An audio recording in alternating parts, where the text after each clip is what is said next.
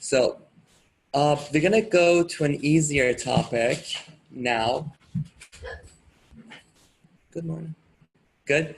So we're gonna go to an easier topic, but nonetheless, it's very important. It's easy, but it's one of those things that shows up a lot. I did not used to cover it, but it's just worth it. Good. So, ready? So let's talk about IMF, or intermolecular forces. Ready to go? If we talk about the molecule, the bonds that's going to be inside the molecule, we call them as intramolecular forces. So the bonds that's going to keep, right, the bonds inside the molecule, we're going to call them as intramolecular forces. For example, if we talk about glucose, or if we talk about, let's say, water, we're going to say the bond that's going to be between the oxygen and the hydrogen inside the molecule is going to become intramolecular forces. There are two types of intramolecular forces. It can be either covalent or it can be ionic. So there are only two types of intramolecular forces. If we talk about it inside the molecule, there's only two things that can keep the whole thing together, right? So there's only two types of intramolecular forces, either covalent or ionic. Make sense? Good. Ionic one, we already know they come from the two sides of the periodic table. Covalent bond is going to be on the same side of the periodic table. Good. For example, all the bonds inside the glucose, C6H12O6, is going to be covalent. Good. Remember, ionics is not going to be a real bond. It's going to be a force, right? Do you remember anytime we have a positive charge and negative charge, right? Based on the Coulomb law, they're going to attract each other. Good. And we call this one, you remember K, Q, Q, R squared, right? So if we have two charges, they're gonna attract each other like this. Make sense? Good. And we call that as the ionic bond, even though it's a real forces that's gonna hold on to each other. Make sense? Good. For example, if we talk about NaCl, it's an ionic bond, which is really ionic forces. Make sense? Good. So now, when we talk about intermolecular forces, or IMF, I'm just going to refer to them for the rest of the lecture as IMF because I don't want to make a mistake between intra and inter. Good. So as I say IMF, just remember it's between the two molecules. As the IMF changes, right, the quality of your liquid or gas or solid is going to change. IMF talks about how you and your friends are holding hands with each other. Make sense? Good. So IMF is going to tell you what's going to be the relationship between you and your friend. Make sense? Which is going to change the quality of the whole phase. Make sense? Think about, like, if you and your friend hold on to each other very tightly, it's going to be very difficult to separate you. You're going to be what? Very sticky. Make sense? Good. Or you're going to see it's going to be hard for other molecules to penetrate inside you. Good. So you're going to see there are a lot of things that's going to get dictated by IMF. For example, viscosity, the boiling point, vapor pleasure or vapor pressure, right? All of those are going to get dictated by whom? By IMF. Make sense? Good. So we're going to talk about different category of the IMF. We're going to break down the IMF, or intermolecular forces, to three main categories, which is going to be strong, intermediate, and weak. Good. So the strongest intermolecular forces that we have is ionic. So your first question can be like, yo, you told me ionic interactions, ionic bonds are part of the intramolecular forces, right? Why do I mention that the ionic can be part of the IMF? So see, if I talk about NaCl, if I talk about two of them, that's going to become intramolecular forces. But if I talk about the whole network of them, if I talk about the whole piece of salt, which is going to become NaCl, Na on the bottom, Cl here, right? Then it's going to go beyond the molecule. Good. And then it's going to be part of the IMF. Make sense? Good. So if we talk about the whole crystal, right, then it's going to become IMF. If we talk about just between two of them, it's going to be intra. Shana, give that to me. Good. So now, you're with me so far? So let's go. So that's the difference between the intra and inter. To understand the bonds, to understand which type of bonds we're going to have between different molecules, you have to understand if the molecules are going to be polar or not polar. Good? So let's talk about the polarity of the molecules. Ready? To see if the molecules are going to be polar or non-polar,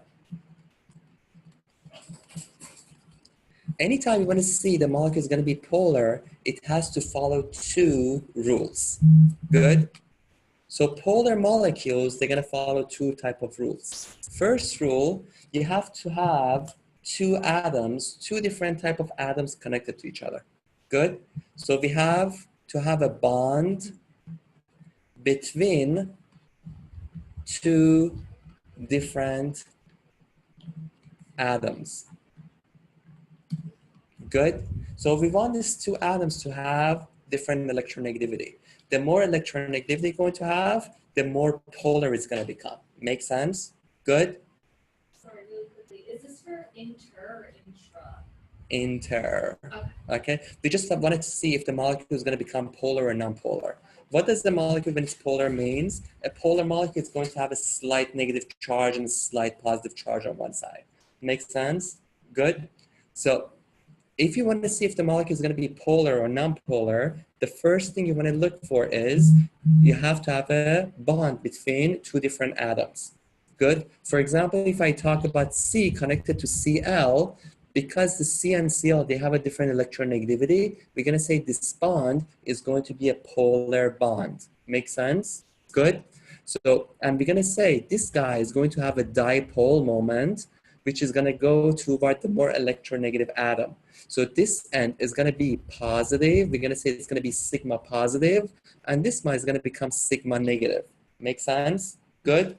So in order for you to have a polar molecule, you have to have a polar bond inside you. Make sense? Good? Not like that. Good? Now, you get it? So for example, again, if we talk about an HF, right? HF is going to be having a polar bond, right? Which is going to be, again, pulling toward the fluorine. You remember? Fluorine is going to be a skinny patch. It's going to be very, very white electronegative atom. Makes sense? So this bond is definitely going to be polar. You get it? Good? So the second quality that you want to have is you don't want to have symmetry. If your molecule has symmetry, it's over. Good? So we want to have no symmetry.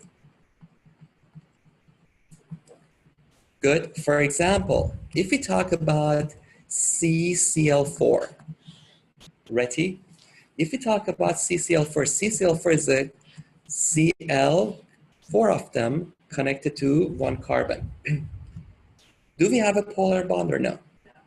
We have a polar bond, right? What are the polar bond? This is going to be one polar bond. This is going to be another polar bond. This is going to be another polar bond. Polar bonds, right? We have a dipole moment between the C and the Cl, right? Because Cl is going to be more electronegative. It's going to pull it. Good? So it's going to pass the first criteria. But because this molecule has symmetry, right? What's going to happen? The whole thing is going to become non-polar. So not only you need to have a right, you need to have a polar bond, you also need to have no symmetry. Make sense? Good? You get it? So talk to me about NH3. Polar or non-polar? Why? They're not going to cancel out each other? So the nitrogen is going to be, we have a polar bond, right? But this guy, is it going to have a symmetry or not? No, why not? So think about it like this. Ready? Have you ever seen an Arab dude on a bus, right? Or on a train? If you look at them, they cannot close their legs. Why? Because they have huge pair of balls. Good. And all day, all night, they're sitting in the chair. They just juggle around, right? Their balls. Good. Look at your face. I'm so sorry. Good. So what's going on here is anytime your central atom is going to have a pair of gonads, because it's going to juggle around that pair of gonads around, you're going to lose your symmetry. Good. Just picture this. Good. So that's going to ruin it for you. Good. So remember, anytime you see a pair of gonads on your central atom, gone. What? Polarity is gone. We're gonna have no symmetry. We're gonna have what you call it. It's gonna become polar. Good. So central electron is gonna give you no symmetry. Good. You get it? Amazing. So because this guy, it has no symmetry, and we have a polar bond, together is going to make a polar molecule. Good? You get it? So how about aluminum Cl3? Yes. But I think, oh yeah. Good. So we have a polar bond and we have no symmetry. Why we have no symmetry? Because we have a pair of balls on the central atom. You get it? Good. If you have a hard time with the example that I brought up, get a ticket, go to Dubai or Saudi Arabia. Good. So ready? So let's move. Aluminum Cl3, polar or non-polar? Why non-polar? So aluminum is group 3, right? Is right under the B, right? So it has 1, 2, 3 electron. Each one of these electrons is going to get connected to Cl. Good. Even though Cl is more electronegative and it's going to pull it, right? But because this molecule is going to have symmetry, right? It's going to become non-polar. So we have a polar bond. The polar bond we have, but we have, right? We have symmetry. So the no symmetry rule is not going to be there. And because of that, we're going to get non-polar. You get it? Good. So anytime you want to check if the molecule is going to be polar or non-polar, that's what you want to do. Good. Now, let me tell you something fantastic. This is going to just be amazing. Anytime we have carbon connected to hydrogen, is this going to be polar or non-polar? So you see, if you look at the periodic table, do you have a periodic table? Oh.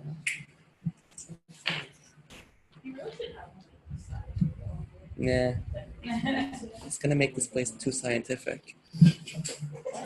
We're not after that. Yeah. See, I'm gonna get a picture of like Nicole's X, you know, on the bottom it's gonna says. So, yeah, please. Good. So what you have to know about the periodic table is this. If you look at the color of the hydrogen, what's the color of hydrogen? It's green, right? Such a good color, right? So it's green. And if you look at the bottom row where the hydrogen is sitting, it's not green. They put the hydrogen to just make this whole table be pretty. The hydrogen doesn't belong to here. The hydrogen belongs on top of the other green part of the graph. Good. The hydrogen belongs on top of the carbon. Make sense? The electronegativity of the hydrogen and the carbon is so close to each other that the bond is going to become non-polar. So remember, carbon connected to hydrogen, or the bond between carbon and hydrogen, even though they're different atoms, the bond is going to become non-polar.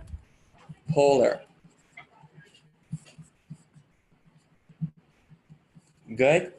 You get it? So when you get a carbohydrate chain, right, definitely the bond between the carbon and carbon is non-polar because you have two of the same thing, and the bond between the carbon and hydrogen is non-polar. Make sense? Good? You get that? So the whole molecule is going to become nonpolar. You get that? Bombastic? So now, once I am at this point, do you know about the hybridization? Do you know about sp, sp3, sp, whatever? Do you know about the shape of the molecule? Should I go over them quickly or you good? Should I? Apparently there's a Wi-Fi called Whorehouse. Yes, it is. It's us.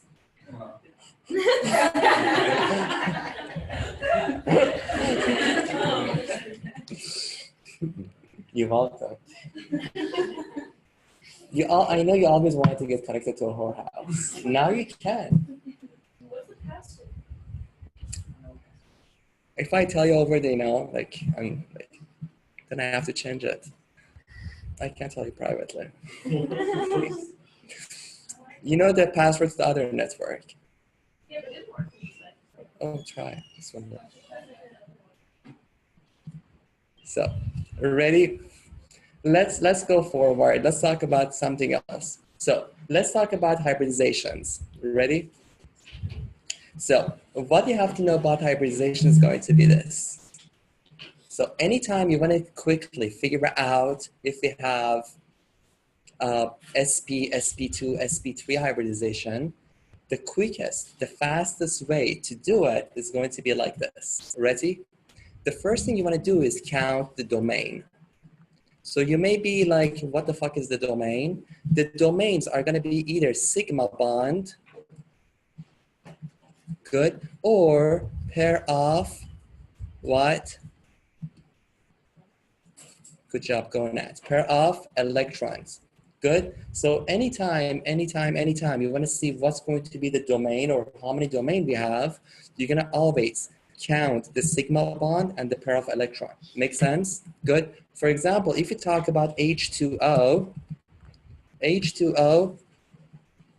we have two sigma bond, right? And we have two pair of balls. So how many domains we have? 1 domain, 2 domain, 3 domain, 4 domain. Makes sense? Good. So what are domains? You're always going to say domains are going to be sigma bond and pair of electron. Good? You get it? We're never going to count pi bonds as part of the domains. Good? Pi bonds is not going to be part of the domain. So if you have a double bond, good, we're going to say here, for example, I have 1 domain, 2 domain, 3 domain. The pi is not going to be part of the domains. Good? You get it? So now, depends on the number of the domains, you're able to figure out the hybridization pretty quickly. Good? So the first thing we're going to do here is, if you have 4 domains, so if you count and it becomes 4 domains, you have 3 choices. It can be 4 sigma bond. Good? If you have 4 domains, it's always going to refer to sp3. Why? Because you need it to add up to 4. Makes sense? So anytime we have 4 domain is going to become sp3. Good? Without any doubt, you're just going to pick sp3, you're going to move on with your life. Good? So 4 sigma, the shape of 4 sigma is always going to become tetrahedral. Good. For example, CH4, CCl4. Make sense? Good. So anytime we have 4 sigma, it's going to become tetrahedral. And you remember tetrahedral is going to be, it has 2 bonds, which is going to be on the page. And we have 1 bond, which is going to come toward you. We have another bond that's going to go away from you. Make sense? And we said the angle between all these bonds are going to become 109.5. Good job. Good. Makes sense. You're killing it. Yes. Good. So that's going to be it. So 4 sigma is going to be always tetrahedral. Good. Now, the second case that we can have for 4 domains is going to be what? If we have 3 sigma and a beautiful shiny pair of electron, right? So if you have 1 pair of gonads. Good.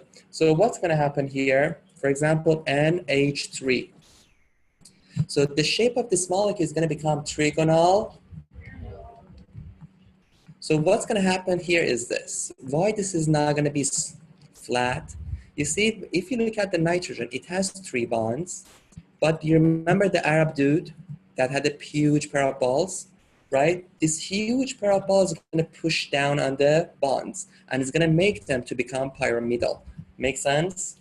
You get it? So that's the reason that the 3 sigma and a 1 pair of balls is going to be 4 domains, and it's going to become sp3 hybridization, and the shape is going to become trigonal pyramidal. The last one that can be sp3 and is going to be 4 domains is going to be when we have 2 sigma plus 2 pair of balls. Good job. Good.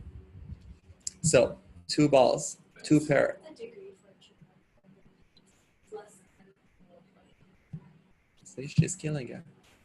Good. So now, so if we have 2 sigma and 2 pair of electron, what's going to happen? Their shape is going to become bent or bent. Good. That's Jane's favorite position, bent. After 69, of course. Good. Now, ready? So, what is this guy? DMS, dimethyl sulfate, right? Or H2O, oxygen, right? You see, H2O has a beautiful 2 shiny pair of balls.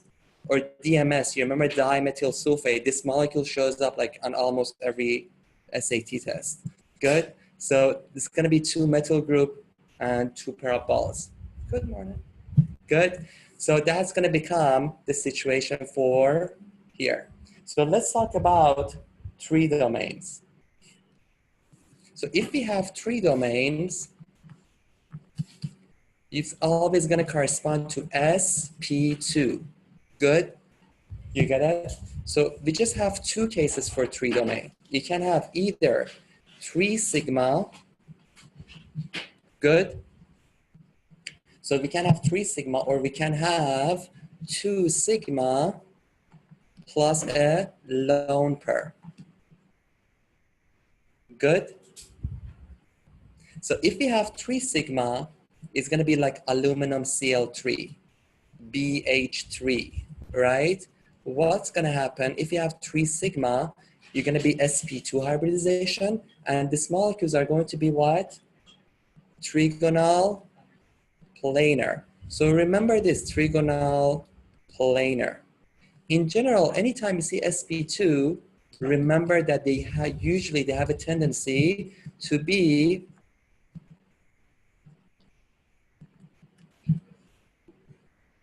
good. They have a tendency to be flat. Good. Good. So the most common one that you're going to see is going to be the double bond. Good. For example, if you look at the benzene ring, if you look at this carbon right here, it's connected to 1 hydrogen, 1, 2, 3. So it has 3 sigma. Makes sense. We don't count the pi, so it's going to be 3 domain. This guy is an sp2 hybridization. And what else is going to become trigonal planar because it has only 3 sigma. Good. Bombastic. Yes. So the last one is going to become 2 sigma and a lone pair. And the most common one that you're going to see is going to be, the shape is going to be bent again. Good. So for example, imagine we have a nitrogen with a double bond, another single bond, then we have a pair of bonds. Good. So imagine I have NO and the OH here. Good. This is going to become bent. So I have 1 domain, 2 domain, 3 domain. But the 3rd domain is a pair of balls. Good. So this one, yes. Good. Now, ready to go? So let's go with one more. So the last case for the hybridization that you have to know is going to be, good. So the last case that you have to know here is going to be 2 domain. We only have 1 case for 2 domain. 2 domain, it's always going to be SP. Good? You get it? And the 2 domain is going to become what? Linear. and the angles are going to become 180 degree. For example, nitrile, right? CN, right? Let's just turn it to HCN. So you see, I have 1 sigma, 2 sigma. We don't count the pi. You remember the triple bond is made out of 1 sigma and 2 pi. We have only 2 domain, and the angle between the two is going to become 180. Good? You get it? Bombastic? So that's it. We're done. So you may ask, yo, what if you have more than 4 domains? Then you have to go to the D. For example, if one common example they love to use is SF6. Good. So SF6 is going to become sulfate connected to 6 people. The only thing you want to make sure is that there is no lone pair. Good. So this guy has only 6 sigma bond. Therefore, it has to become 6 domain. How can you get to 6 domain? I know sp3 is going to give me 4 domains, 1s, 3 p's, right? I need 2 more, right? So I'm going to go D2. Make sense? Done. Bombastic? Yes? Good. Just make sure there is no lone pair. Good? Yes? This is, oh, the shape? Yeah, you see we have this is bipyramidal, and we have a square here. Look for something like that in the names. Good. Make sure it has bipyramidal. Good. You get it? You good? You Gucci? So let's go back to the IMF. So literally at this point, you should not have any problem with the hybridization and the shape of the molecule. That's all it is, okay? Don't overthink it. Good? So count the domains.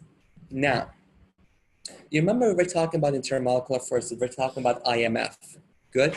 We said, anytime you see a molecule that has a net negative charge or net positive charge, it can make ionic interaction, which is going to be the strongest type of IMF. Good? Now, if you have 2 molecules that they're going to be polar, right? So 2 polar molecules, oopsie, I'm running out of page. So if you have 2 polar molecules, right? For example, I have HCN, or let's just change it to something else. Imagine I have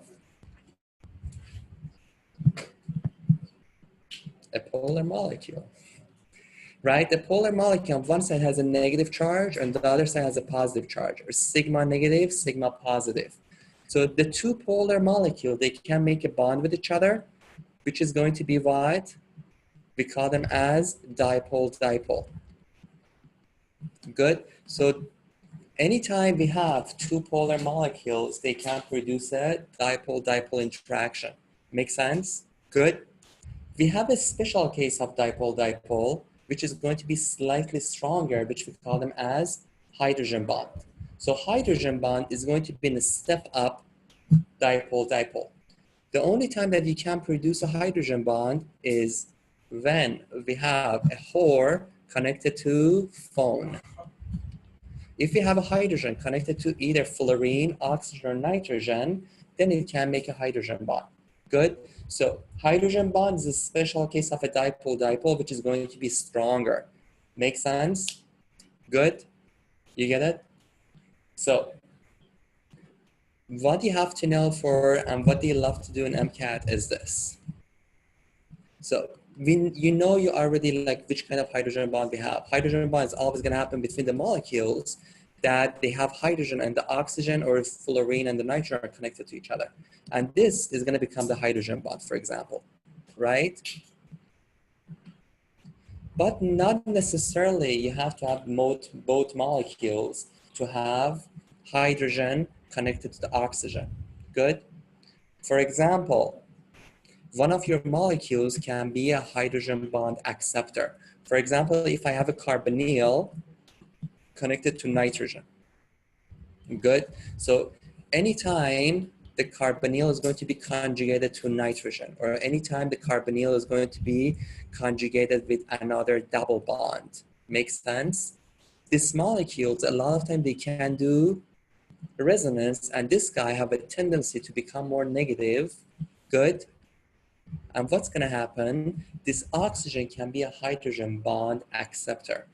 Where do we see a lot of this? You see, if I have another molecule with a hydrogen, this guy, even though it doesn't have a hydrogen connected to it, can make a hydrogen bond.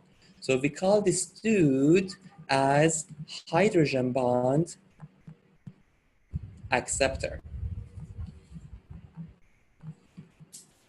Good. Where do we have a lot of hydrogen bond acceptor? Yeah. We have it in DNA. Also, we talked about them in the alpha helix and the beta pletids, right? You remember? So one of the places that you're going to see a lot of hydrogen bonds that has to do with the acceptor and donor is going to be here. You remember between G and C, we have 3 hydrogen bonds. Between A and T, we have 2 hydrogen bonds. Good? So you see, for example, here, this nitrogen, it's definitely going to have what? It has a hydrogen connected to it. So it can make a hydrogen bond. Why? Because we have a hydrogen connected to nitrogen. But you see this carbonyl here, on the other hand, it doesn't have a hydrogen. But because it's conjugated to a nitrogen, it can be a hydrogen bond acceptor. And that's how this dude is going to make a bond. Make sense? You get that? So if you look at them, all of them, the carbonyl is going to be a hydrogen bond acceptor. Or the nitrogen here, even though it doesn't have a hydrogen, it can accept the hydrogen. Good? So is it only when it's conjugated to nitrogen? And Or next to it? that's one of the common examples that you're going to see. Anytime you have a carbonyl that has a tendency to become more negative, it can do more resonance. Good? The most common one, when you see it, is going to be conjugated to nitrogen. Good? Makes sense? Good. So you remember, as you have in more intermolecular forces, as you have more IMF, you're going to get connected to people like you more and more. What's going to happen as the result is going to be more difficult to separate you. Make sense? When you look at DNA, Shana.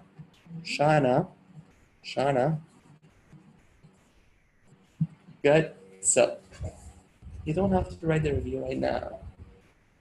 So when you look at the DNA is made out of 2 strands. One strand, this whole thing is one molecule. So the whole strand of DNA is one molecule. So when you look at DNA, it's just made out of 2 molecules. How are the 2 molecules? You see, this is one molecule and the other one is one other molecule. These 2 molecules, these 2 strands of DNA are connected to each other by IMF. So all the hydrogen bond between them is intermolecular forces. Good? So in the body, how do you break down these hydrogen bonds? What's the name of the enzyme? Not in the body. If in the body, you're going to break down with the heat. You're probably boiling. With an enzyme called helicases, right? Helicases are going to break down the hydrogen bond between this, and it's going to unzip your DNA. Make sense? Not your DNA, don't take it personal. Good? Makes sense? So helicases are the enzyme that are going to break down the hydrogen bonds. Make sense? But in the lab, how can you separate the 2 strands of DNA? How can you break down the intermolecular forces? With heat, right? So when you remember the PCR, polymerase chain reaction, the PCR, the lab techniques that was amplifying the number of DNA that you had, right? One of the steps was what? Heating up your DNA to break apart the 2 strands of DNA, right? And remember this, when they tell you, Shana, when they tell you we have DNAs that's more composed out of the C, or it's more composed out of the G, because it's going to have more intermolecular forces, because C and G is going to make 3 versus A and T that's going to make 2, you need more heat. So if they tell you we have 2 strands, we have 2 DNAs, right? If we have 2 DNAs, one of them is going to compose out of 60% C, the other one is composed out of 40% C, you're going to see the one that's going to have more C It means it has more G also. Therefore, you need a higher melting point. Make sense? Good? Bombastic? Yes. So, any questions so far? So remember, hydrogen bond is a special case of dipole-dipole.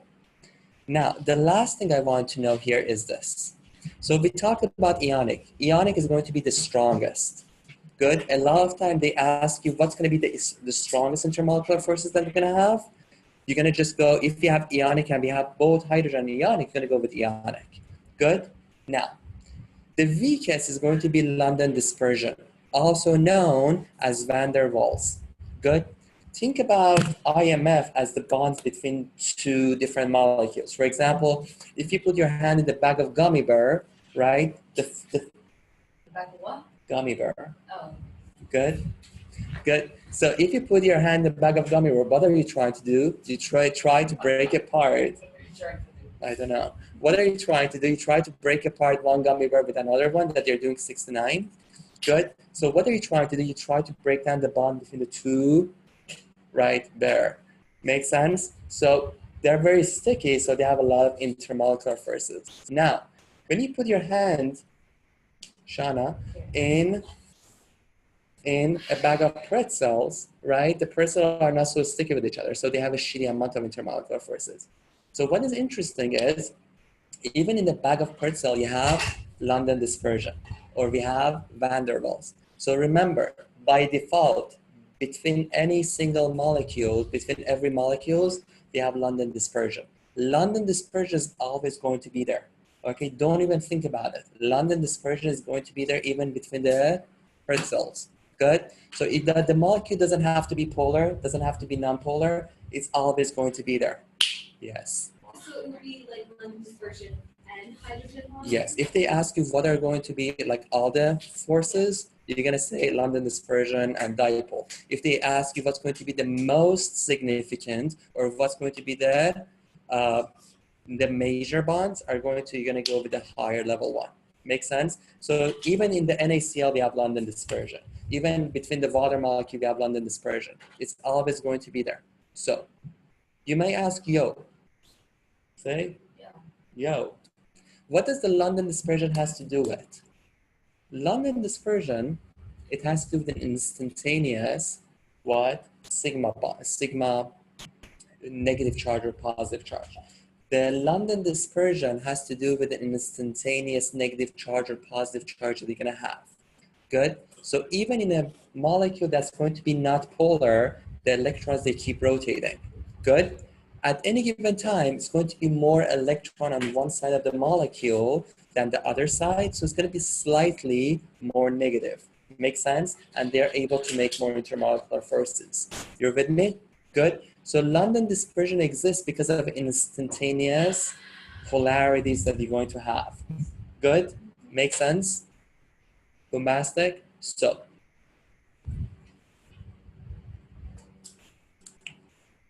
ready? So, how can you increase more London dispersion? How can you have more van der Waals? How can we increase like more instantaneous negative charge and positive charge? Think about your molecule as a person. If you give him a potato, right? If it's a tiny person, the chance of like the potato is going to rotate very like quickly. Make sense? Good. So if I give you a hot potato, you can rotate around your body pretty quickly if you don't have a huge waist. Good. Makes sense? When you become fat, what's going to happen? The potato is going to take a long time to go around. Make sense? So the sigma negative or the negative charge is going to be more on one side. Make sense? So you're going to have more of a negative and positive charge on the sides. Make sense? So you get it? Yes? So as your molecule becomes bigger, as the molecules become chubbier, as the molecule's molecular weight is going to go up, what's going to happen? You're going to have more London dispersion. Make sense? Good? You get it? So if I give you two molecules, one from the top of the periodic table, the other one from below the periodic table, right? The one that's going to be below, it has a higher molecular weight, right? It's going to be fat and ugly, and it's going to have what? It's going to take me a longer time to transfer their electron around. Make sense? You get it? So if you have a small carbohydrate, a small carbon chain, compared to a huge carbon chain, in a huge carbon chain, the negative charge by the time it goes from one end to other end is going to take a while. Makes sense? So you have more London dispersion. You get it? Good? So look at this graph now. If you look at this dude and look at the periodic table. So this is oxygen, this is sulfate, this is Se, this is Te. She's obsessed with my bald head. Good? Now, what's up? How you doing? Good? Good. So if you look at this, yeah, I know. Good, you should send it for a GIF, for a GIF. So if you look at oxygen, sulfate, Se, and Te, it's all going to be in this group. Make sense? Good. If you look at CH4, C silicon, Ge, and Sn is going to be all in this group. What you learn here is this: as you go down, definitely the London dispersion is going to increase, right? So as the London dispersion is going to increase, you're going to get stuck to the person next to you more and more. Therefore, the boiling point is going to increase. So if you look at the carbon compared to Ce, compared to Ge, compared to Sn, as the molecular weight increases, because you're going to go down in the periodic table, the boiling point is going to increase, right? So this is going to tell you the molecular weight goes up, London dispersion goes up. As the result, the boiling point is going to go up because I need more energy to break down the intermolecular forces. So as the molecular weight goes up, the London dispersion goes up. Good. Therefore, the boiling point is going to go up because you need to add more heat for the things to break up. Make sense? Now, how can you explain this part of the graph? So you see, if you look at the group 6 for oxygen, everything here looks good. Everything makes sense that the sulfate, Se, and telium, the molecular weight goes up, the London dispersion goes up, right? Therefore, the boiling point goes up. What is the problem here? Why this graph looks like this? Why we have a huge dump here, or jump, or why this guy is going to drop? But because we said the hydrogen connected to oxygen, fluorine, and nitrogen can make hydrogen bond. Good. So that's the major difference. Because the only molecule that in this group can make hydrogen bond is oxygen. Good. Because of that, you're going to see H2O, right, is going to have much higher boiling point. Good. You get it?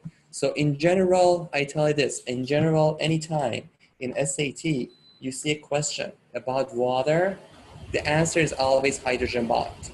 Good? You get it? So anytime they talk about why this is doing something crazy, right? If you can make a hydrogen bond, the answer is always hydrogen bond. Good? Bombastic? Now, so let's do a bunch of examples together. Good? Let's go.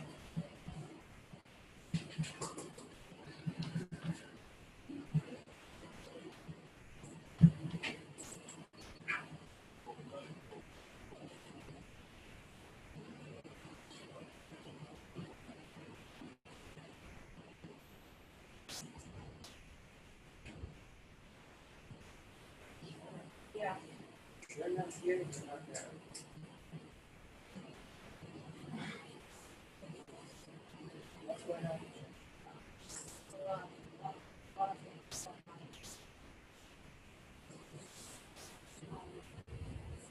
Draw the molecule. Draw the both molecules.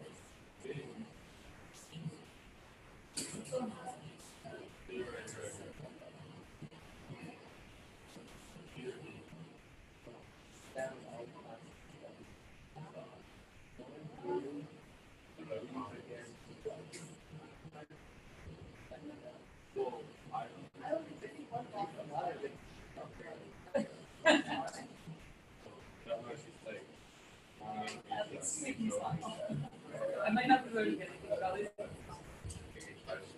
So, a little bonus.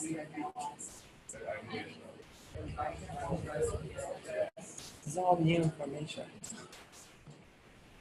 So, it's totally fine. Hold on to this. So, ready?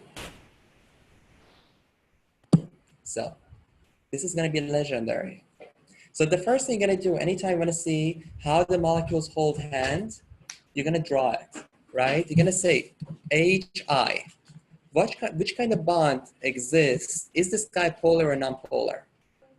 We said they have a polar bond because they have a different electronegativity. This guy has a sigma negative. This one has a sigma positive. Good? Now, H2S. They have a sulfate. Sulfate is group 6. 1, 2, 3, 4, 5, 6 is going to get connected to 2 hydrogen. Sulfate and hydrogen, the bond is polar. Agree? So they have a polar bond. Is this molecule polar or not polar? We have polar bond, and because your central atom has a beautiful shiny pair of, this molecule is going to have no symmetry, therefore it's going to become polar. So this dude is polar, and this dude is polar, and they can make it dipole-dipole. Make sense? We're going to have a dipole-dipole, and by default, we always have what? Dispersion or van der Waals. So which one are you going to go with? D. D like? Dog? Oh. Say it again. Ion-Dipole is, for example, when you put NaCl inside the water, then it's going to become ion-dipole. Makes sense? Ion-dipole, ions, because they're straight up negative or positive, they're going to influence your polarity and they're going to make you more crazy. They're going to push your electron cloud more to the side and they're going to produce a step up of the dipole-dipole. Make sense? Cloud. Yes, sweetie.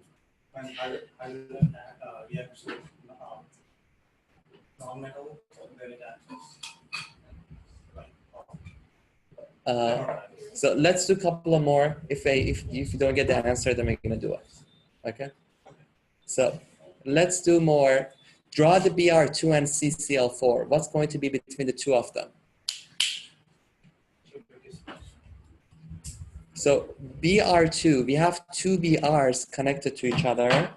Makes sense? And who is the CCl4? C is group 4. It's going to get connected to 4Cl. There is no central atom. Good? Which kind of bond we're going to have between these two? So you see, this is nonpolar. Why? Because we have two of the same molecule, same atom, they pull on each other. This is not going to be nonpolar. Why? Because even though we have polar bond, because we have no symmetry, this guy is going to become nonpolar. So nonpolar and nonpolar is a bag of pretzel, right? The only bond that can exist between nonpolars are London dispersion. Make sense? Good? Bombastic? Let's make it a little bit more kinky. Draw the molecules.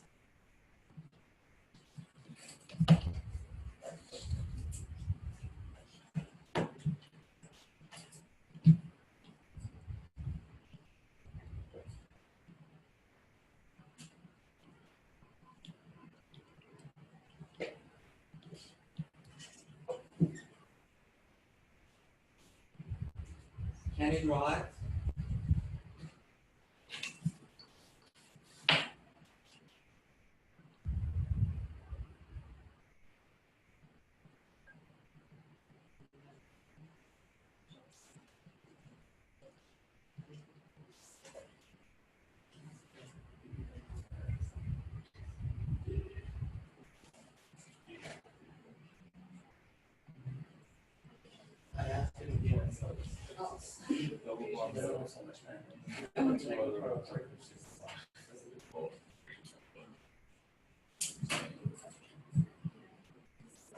Good.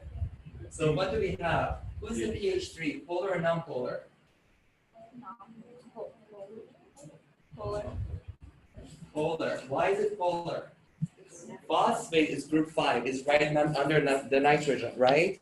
Good. So phosphate is right under the nitrogen and it's going to have 5 beautiful electrons. So this guy is going to get connected to 3 beautiful whores and the bond is going to be polar. So we have a polar bond. On top of that, because this dude has a pair of balls, it has no symmetry. Agree? So what we have a polar bond and no symmetry. So this whole molecule is going to become polar. Good. So you remember, you just have to look for 2 things. That's it. Polar bond and symmetry. Good. So this guy is going to become polar. How about CO3 2 minus? CO3 2 minus is the most common molecule you're going to see. They love to ask you about the hybridization of it. They love to ask you about the shape of it. And the way it's going to show up usually is in the passage that they talk about hemoglobin and the transfer of the bicarbonate and things like that. So draw the CO3 2 minus and tell me if it's going to be polar. Tell me the shape of it. Tell me the hybridization of the carbon. Go. Draw it.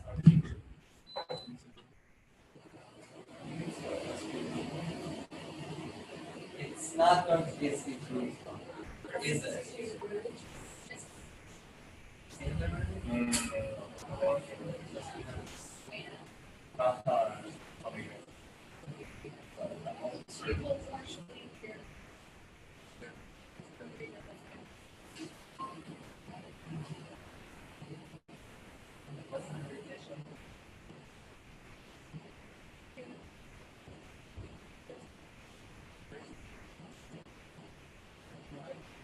Good.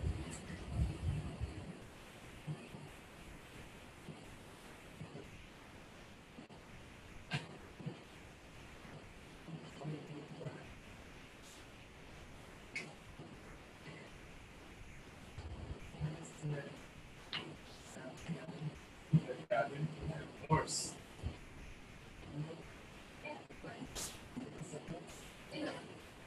Oh yeah, I was I was. You did it in home paper. Hang on. Get that. Go ahead. So that right into your birthday. So it's not. So, ready? So let's talk about CO3 2 minus. So carbon is group 4. Carbon likes to have how many bonds? 4 bonds, right? So right now it's going to be connected to 3 oxygen. 1 oxygen, 2 oxygen, 3 oxygen. Oxygen likes to have how many bonds? Oxygen likes to have how many bonds? 2, right? Think about H2O, right? Oxygen likes to have 2 bonds. Anytime oxygen has 2 bonds, it's going to be neutral. You remember that? Anytime oxygen is going to have 3 bonds, it's going to be very, very, very happy, and it's going to be positive. Anytime oxygen is doing 1 bond, it's going to be fucking horny and it's going to have the negative charge, right? Make sense? You remember that? So oxygen likes to have 2 bonds. So this guy and this guy is going to make another bond. And you see this oxygen is going to be just having 1 bond. So it's going to become negative and negative. You get it? So that's how we have a CO3 2 minus. Good? So the minus are going to sit under negative charge.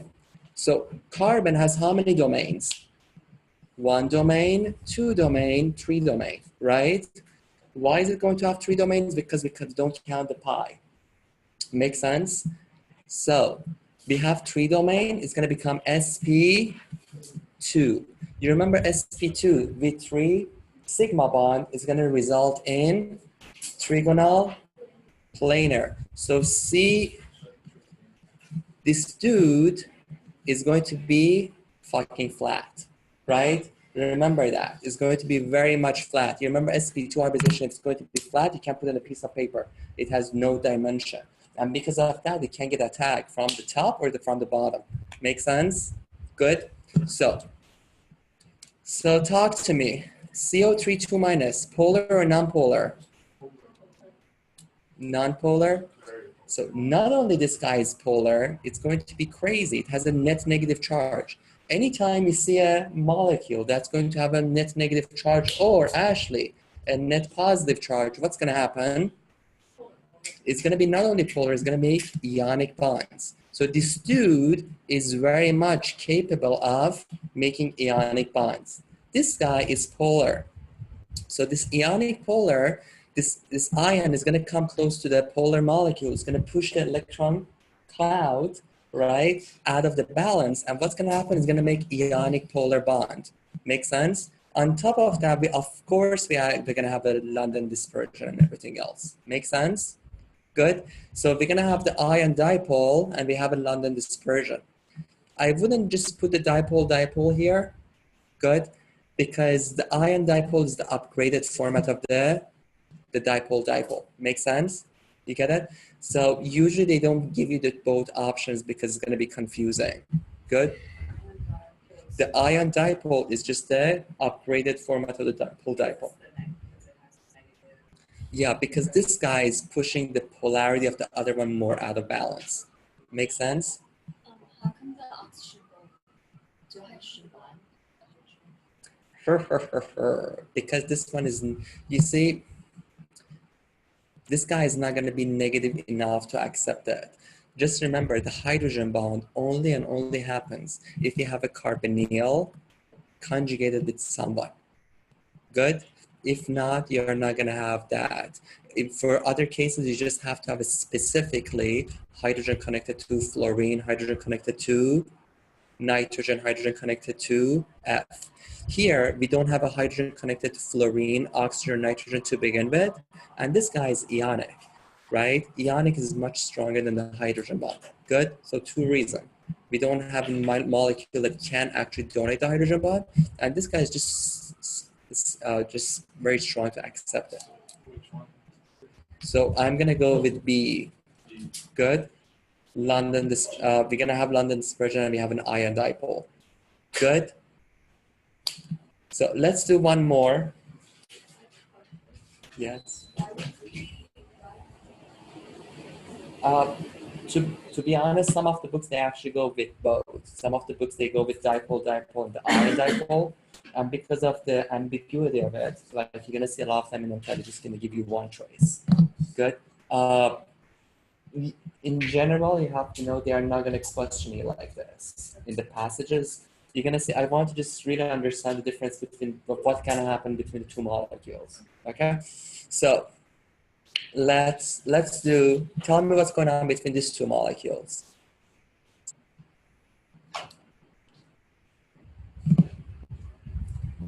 So can you draw NH3 and H2S?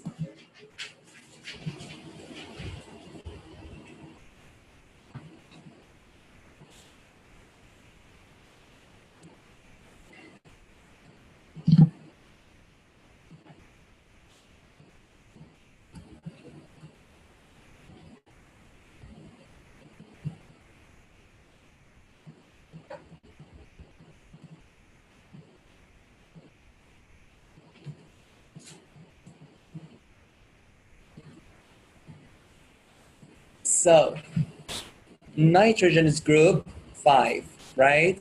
So it has 5 valence electrons. 1, 2, 3, 4, 5. It's connected to 3 hydrogen. So we have 3 sigma and we have a pair of balls. Polar or non-polar? Polar. We have a hydrogen, right? We have a polar bond and we have no symmetry. On top of that, what we have hydrogen bonds. So this guy is not only able to produce dipole-dipole, it's also able to produce hydrogen bond. If the other person next to it can accept it. Make sense? Now, H2S, polar or non-polar? Polar. Why? Because we have a polar bond, right? So we have a polar bond. On top of that, we have no symmetry. Good? So, but here, this guy cannot make hydrogen bond. Make sense? Because the hydrogen is not connected to foam. It's not connected to fluorine, oxygen, nitrogen. So the only bond that can happen between these two is dipole-dipole and London dispersion. Make sense? Because this guy cannot accept it, nor has a hydrogen bond. Make sense? If the NH3 was with a carbonyl conjugated with someone else, totally. Makes sense? Or if it was next to HF, totally. Because HF can make hydrogen bond. But together they cannot do it. Good? You get it? So the only thing that we're gonna go with London dispersion and dipole-dipole, which is going to be A. Good? So, if you're going to do a hydrogen bond, you have to have an N. Yes. For example, HF and NH3 can make hydrogen bond.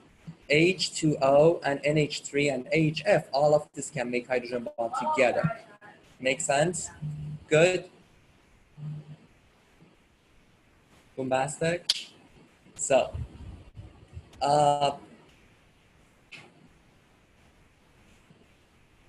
let's end it here. It's a good slide to end if you're at the page 500. Are we coming Sunday? Yes, you should come every day, but definitely on Sunday. Yeah. Good? Yes, just a second. Before you go into the assignment, She replied to you.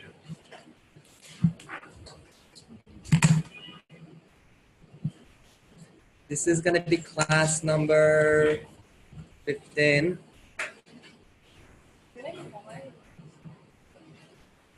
No, not yet. Not yet. Sunday that you come, you're going to get a shed load of questions.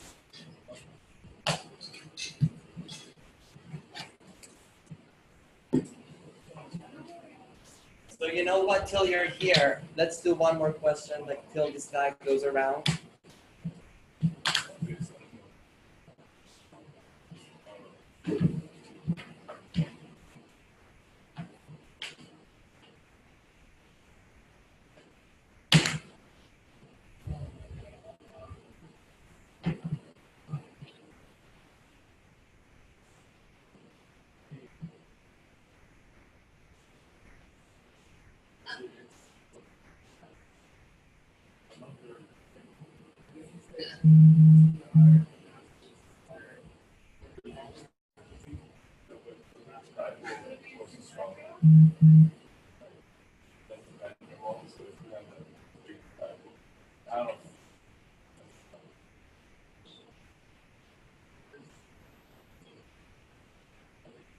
So,